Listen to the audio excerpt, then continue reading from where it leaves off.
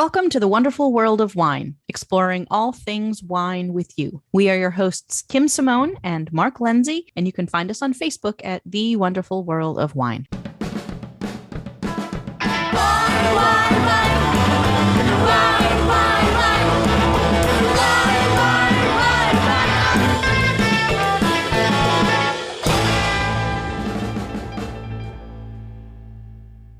Hello, and welcome to the wonderful world of wine, exploring all things wine with you. We are your hosts, Kim and Mark, and we join you every week to talk about trending topics in the wine world. And how are you this week, Mark? Everything is great, Kim. Always Very good to talk wine with you and our listeners every week. Indeed. And we always try to bring you articles and updates from the world of wine. And our first one today, we wanted to talk to you about an article that was in Wine Enthusiast about how to find the wines you want. And I really liked this little piece because it reminded me of back in my retail days when I would have customers come in and be like, we had this wine on our honeymoon and it was 10 years ago. Can you find it for us? And it was always this fun little adventure that I could go on to try to find this very particular wine for people that there was something near and dear about this wine to a customer. And it really added this emotional experience to wine drinking. And I always got a big kick out of doing that. And I'm sure that you run into this question an awful lot, don't you, from your customers, Mark? Yeah, it is fun to research or find what people are looking for. And it could be something you found that you had at a restaurant that you might not have seen in retail. It might be maybe just something that became your new favorite wine, or you saw a review or a social media post. I mean, yeah, so many reasons why people go searching for specific wines. So I guess the idea of this was basically how can you track them down? And that's what Kim was saying is we can give some real tips here that not only from what we took out of this article, but from real life experiences of stories of people coming in, just looking for things and how it's handled. And I know now with your job, Kim, you do research a lot of wines you're trying to find for a class. That's the same way as finding a wine, a consumer's trying to find a wine. So you want to talk about how you personally track down wines you try to find? Sure. So this article kind of starts by saying that it's a little bit of a maze. And so you sort of need to get your bearings and figure out what direction you want to go in. And I think that makes sense. So often when I am trying to search out a specific wine, because I have access to what is distributed in the state of Massachusetts, and wine consumers, you can't go directly to the distributor and buy from them, because of the 3-tier system that we have in place. You, the consumer, needs to purchase from a wine store. But oftentimes those wine stores will have lots of different distributors and suppliers that they work with. So they have access to information that you won't necessarily find on the internet, or it might be there on the internet, but it's harder to find through just a Google search. So I generally start my searches through what is available in the state of Massachusetts. And that is one thing that makes it a little bit tricky on the local level or on the statewide level for people trying to find wines, is that you really have to generally work within the confines of what is available in your state if you want to physically purchase that bottle from a store. So that is where I start, as opposed to going to do like an internet search to get it shipped to me. I will work through whatever our local distribution is and try to find that particular wine. And oftentimes what I remember running into when I was trying to do this for my customers was they knew the producer, they knew the wine, but they had only ever had one vintage of that wine. So they were trying to find that specific vintage. And that is often where I would get hung up on trying to find a very particular wine for someone. So say you were in Italy 10 years ago, and you had this bottle of Reserva Chianti Classico, but it was a vintage that has been gone for 6 years. That makes it really hard to find that specific exact wine. So if you can be a little flexible with what you were looking for as far as the vintage goes, then I think that that makes it a little bit easier for someone to find the wine for you. I like how you talk about the search function, because the Wine Enthusiast article stated to go to your local wine shop. It didn't say go to your big box store or supermarket. And I think the reason for that is, and correct me if I'm wrong, Kim, but because of that search function, you can't go to like a big box store and really ask them to look up. So if they don't purchase it, it's probably not in their system. Whereas smaller retailers or people like yourself, when you're doing classes, we have access to a special database that we can put in and search all products sold in the state. Most stores will only search products that they buy themselves within their chain or within their chain, right? Right. So the search and they only can order. So the ordering is done on higher up level. So it's like the equivalent of going to Target and saying, hey, I want this very specific thing. Can you order it for me? And they're like, well, Target ordering is done on a national level, so I can't get you this special thing. I'm, sorry that you want those very special Cheez-Its, but we don't carry them, so I can't get them for you. So I think that you're right, that those of us on the level of being a smaller store or smaller business, where part of what we pride ourselves on, what we do, is customer service and being there for that one-to-one interaction with the customer. I think a lot of times we try to go out of our way to do those special things for our customers. And that, even though I was working for a big retail store, we were still an independent store. So we were able to kind of try to track down those things and do special orders for people. If it was available and could find it, then let's do that for our customer, make them happy. And you mentioned people will type in a Google search the wine, and you will find that wine on the internet. You will. It doesn't necessarily mean, like you said, that it can be found within the state of Massachusetts. Just because you can find a reference to that wine on the internet doesn't mean that you can necessarily buy it. And especially for a state like Massachusetts, where it's harder to ship wines into us that are not available through our local distribution network. It's this really funny gray area. And we have talked about the shipping issues before. And a lot of things that happen too, that someone will find a wine or they're given a wine as a gift, and then I'll search it in the 3-tier system for a distributor I can buy it from to get it for you, and it doesn't come up. My next thing I do is I search the internet just like everyone else would do, and it comes up, and then I get information about that wine. And most of the time lately, it's been an exclusive wine. It's either an exclusive wine club wine, or it's a exclusive wine made for a certain store, like a Trader Joe's or a Target or Total Wine, stuff like that. It's exclusive only to them. And then I have to say, no, I can't order for you.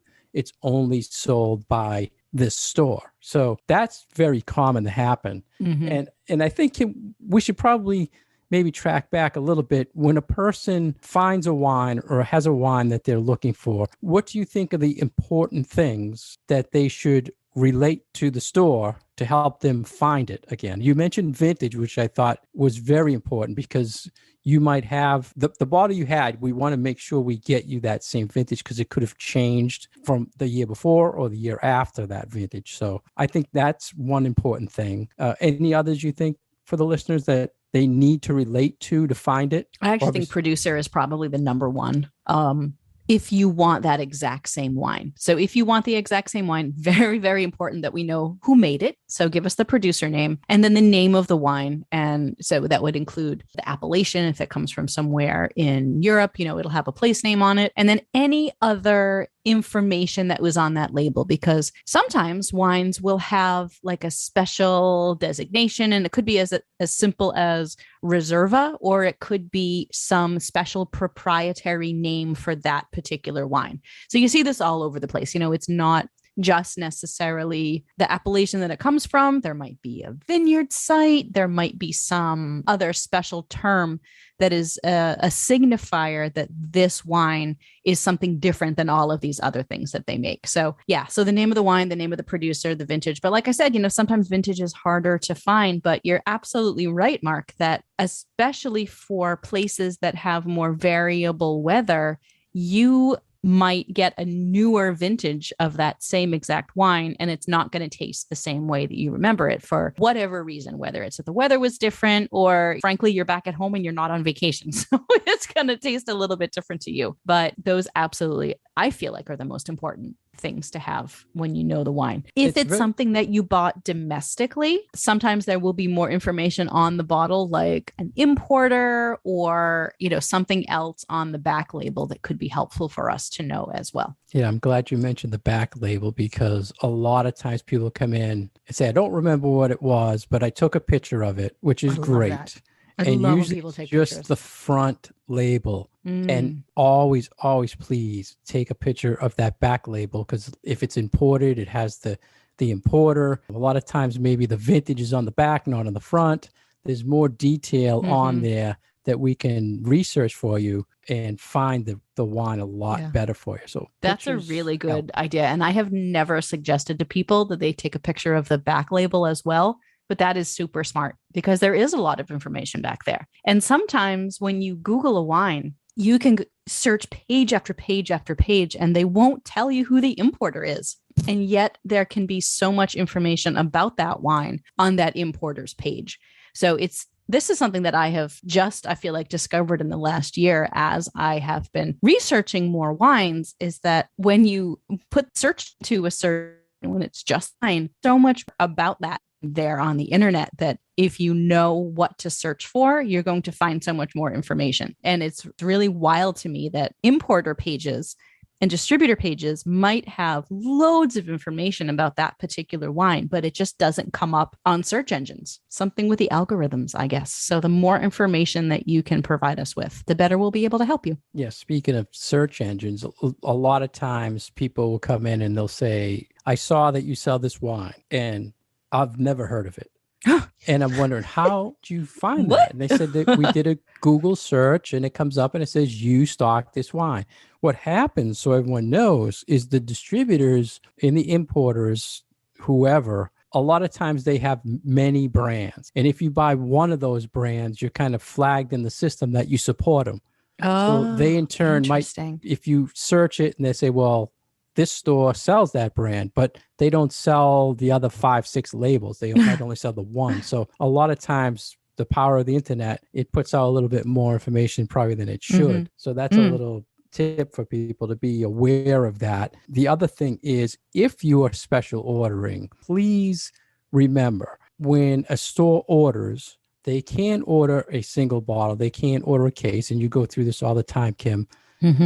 There is a little charge if a case is broken up. So it's much more expensive. Yeah, exactly. If you only want that one bottle, you really love that wine, chances are you're going to get a better deal if you get 6 or 12 or a case, because the store has to order in that quantity to bring the price down. It can always get a single bottle, but they charge anywhere between $2 and $3 extra. Yeah. It's usually at least $2. And sometimes it doesn't make sense if the wine that you are buying costs, say, $12 to pay an extra $3 on top of that to get it. Sometimes it does. Sometimes the experience that you have of wanting to drink that wine again will completely trump the extra $3. But from a purely financial standpoint, yeah, sometimes it makes sense to not break that case, because the distributors definitely do add, and rightly so. Right. Add on a few extra bucks when you order single bottles. And that affects the vintage a lot, because a lot of the single bottles, when they break it up, it could be all different vintages sitting there on the shelf. So if you order by the case, you're almost guaranteed to get the vintage that you ordered. Whereas a single bottle, it might be some straggle that was hanging there and you don't get what you want. We're lucky we have a great system within the state to help people find, and consumers are lucky that they can find anything they want on the internet. If it's not here, you can get it somewhere and get it shipped to you. It's all a matter if you want to pay for it. But please take advantage of the small shops and the technology they can use to help you. Like Kim said earlier, it is really a fun adventure for us to try to find it. And it's always enlightening to see things. Geez, I never knew of this. And they'll say, well, yeah, I had it here at this restaurant. And then I'm like, well, how do they get it? And how do they find it? And why is it on their list? What are they serving it with? That type of thing. So it's fun. on more than one occasion, I was called a wine detective from my customers because I was able to track things down for them. It really is one of the most fun part of the job to do is to just bring that kind of joy to someone who has been looking for this special bottle that they have an emotional connection with it, and to actually be able to track it down. And I remember in my early days of drinking wine, so, really in my early 20s, before I knew really anything about wine, and, we landed on this particular bottle of a red blend from California, and we had I don't even know, we had it out somewhere. And then we were trying to find it at dinner with friends, and it was there on that menu. And we just got all super excited because we could then drink this wine with our friends. And I know what it is to have that feeling where you're so excited about finding this special bottle and you want to share it with people or you want to re-experience it. And it's great that we can hopefully do our best to bring that experience back to people. But that first step of going to your small wine shop, and if it's available in the state, we can do our best to get it for you. But what do you feel, Mark, about that next step with going to the internet and seeing if you can purchase it online and having it shipped to you? I know it sort of goes against your business model, but I feel like it's important to talk to people about, what's that, what options are there if it is not distributed in our state. Yeah, I mean, if you can't get it in your state and you want it, that's the way to get it. I think it's a great thing. I mean, I can't get it to sell it to you, so that's what you have to do. Back to your point, before I forget it, you were talking about how you were so excited about finding the wine.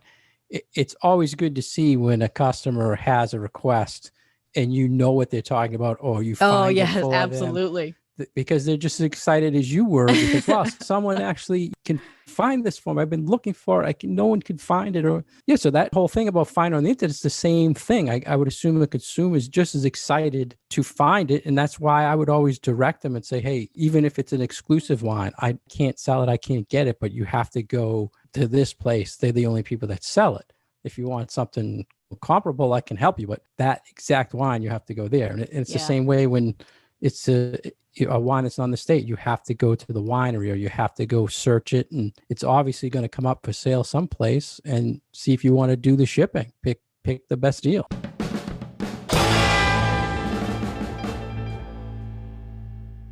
Thank you for listening to The Wonderful World of Wine today. We're your hosts, Mark Lindsay and Kim Simone, exploring all things wine with you. We're here every week on Franklin Radio, WFPR 102.9 FM. For more information about Kim, you can find her at CommonwealthWineSchool.com. For more information about myself, you can find me at franklinliquors.com. Kim and I post a lot of things on our Facebook page, The Wonderful World of Wine, our Twitter page at Wine Education, and on Instagram at The Wonderful World of Wine. Next, we have an article that was in the Real Review about tawny port, aged tawny ports, Kim, which I don't really recall us talking about much on the show. And they did some radiocarbon dating to check if the aged tawnies are really aged what they say they're aged. And I have to ask him, what did you think? Geeky? I had a lot of thoughts. I had so many divergent thoughts on this article. So my first initial thought was, I thought, and maybe my science is outdated, that radiocarbon dating was more of an estimate,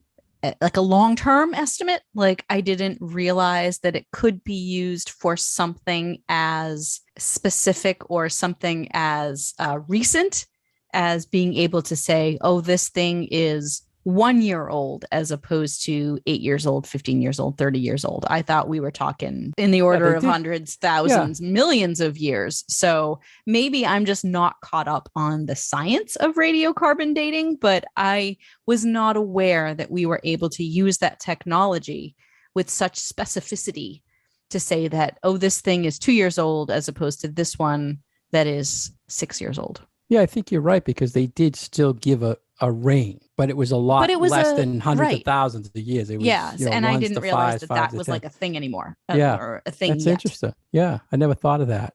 Yeah. So, me, I tend to think of the science when we talk about these things. But then my second one was, so the premise of this article investigation, whatever you want to call it. This is from a website called therealreview.com, which looks like they're Australian. Correct me if I'm wrong, Mark.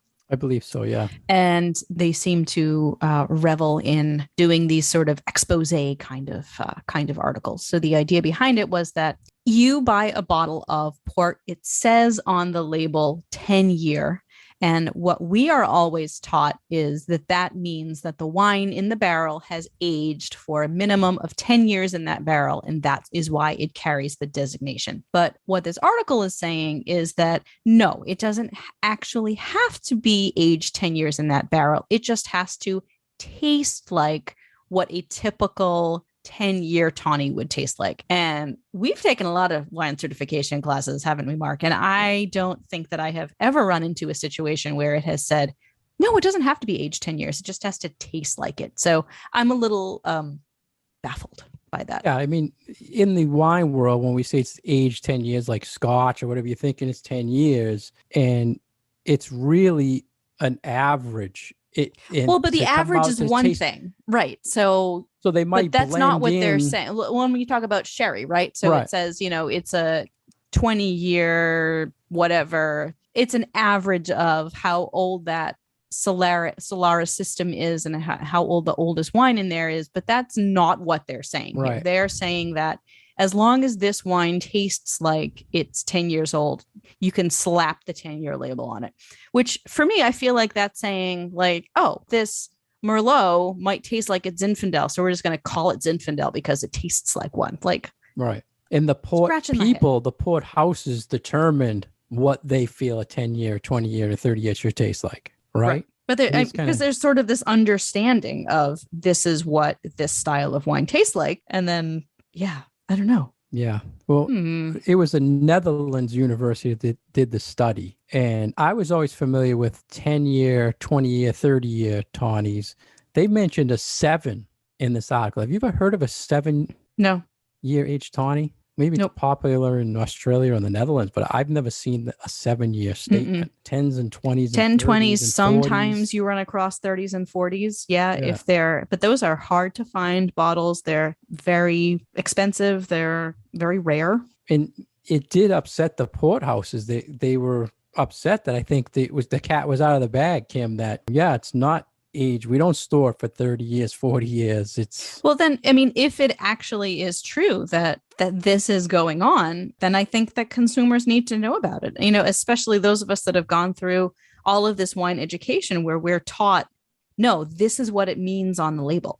And if that turns out not to be true. Yeah, because you're paying for like a 10-year tawny, you're talking, $30, a 30 and 40, you're talking $100, dollar. Right. The big difference in the price that you probably. And yes, you are paying for the flavor in the bottle, but it's like the appellation system, right? You're depending on the truthfulness of that label. And so, whether or not the flavor in the bottle corresponds to what the label is saying, there's a certain amount of trust that goes into purchasing a bottle of wine, where if it says something on a label, you expect that at least that base level is true. And I think that aging requirements for wine should fall into that category. If it says it's a 20-year tawny, that thing had better have been aged 20 years. And the test results were really all over the place. Like totally all over the place. Right? They had one 10-year that they estimated was between 5 and 8 years.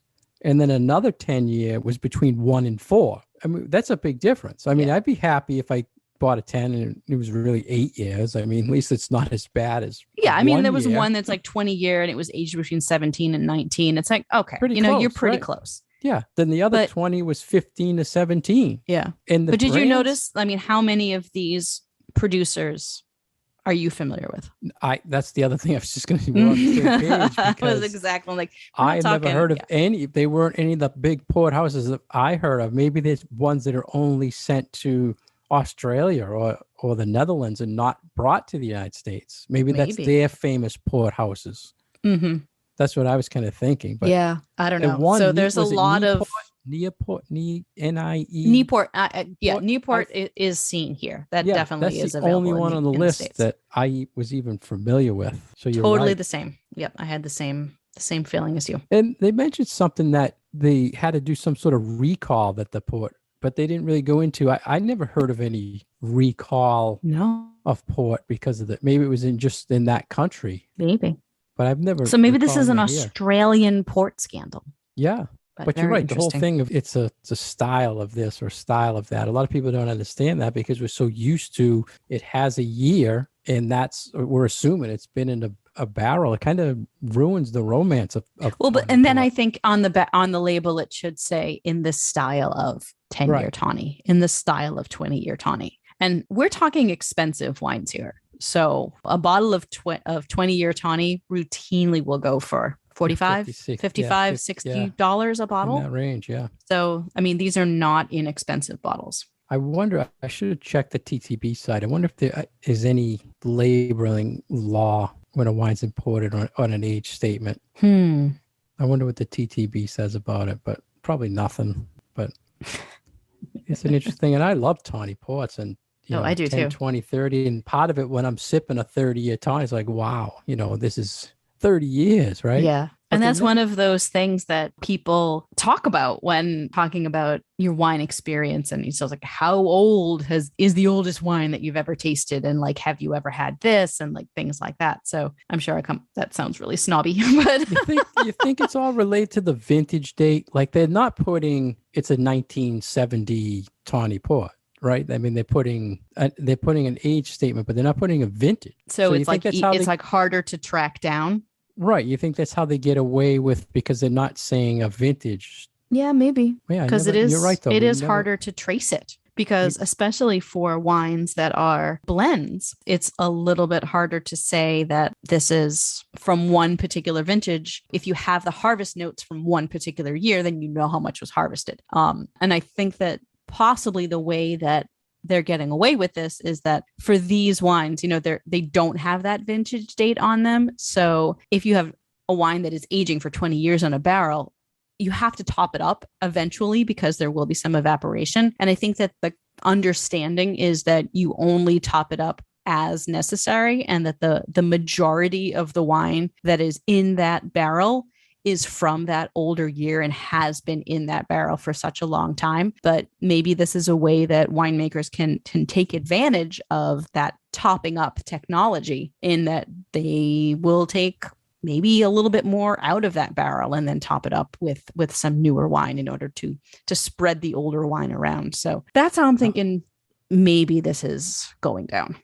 I'll also have to pay more attention to a tech sheet on a tawny port because you mentioned blends, and along with saying the age statement represents an average time in the bottle, they said it also represents a blend of multiple years. Well, right, because So otherwise who's it to would say- be a vintage port, Right. and it's So- not. but say they're testing in a 10, it's only 4. They could just put one 4-year-old in there and label it a 10. Right. Do they say that in the tech sheets that it's 50% 10-year and Mhm. 1%? I've never noticed that on a tawny port tech sheet. If they actually put the blend of vintage, the years statements in there. I wouldn't think so. I mean, especially if they're, I want to say, We'll trying have to to pull ch- one, we'll have to pull a check it out. fast one, but But it was an eye-opening story on tawny port for our listeners out Absolutely. there who enjoy tawny port. We probably ruined the whole romance of that too, but I'm going to be keeping an eye on this website and their exposés on wine.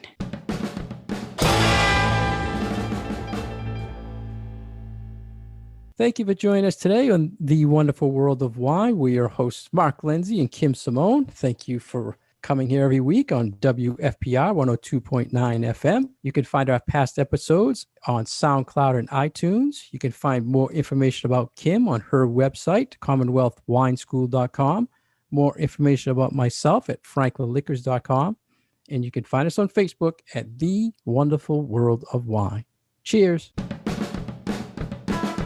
Wine,